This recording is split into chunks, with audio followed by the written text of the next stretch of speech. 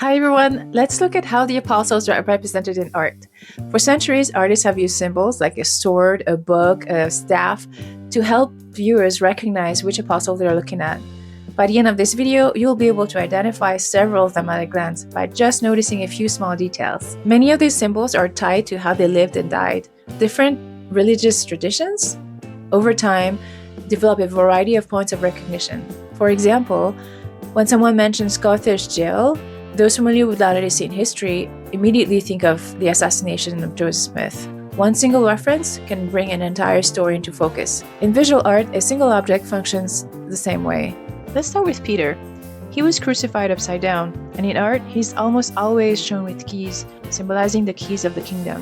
Sometimes you will also see an upside-down cross next to him, alluding to the way he was martyred. James, the son of Zebedee, as in Peter, James, and John, was beheaded.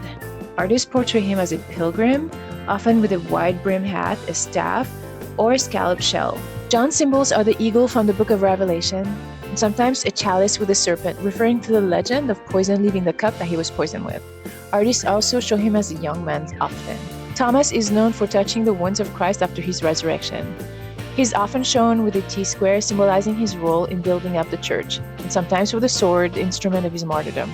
These symbols have helped Christians over centuries recognize and remember the apostles for their sacrifices and their missions. Now that you know a few of them, you'll start noticing these details everywhere in sculptures, paintings, even stained glass. I'll see you next time.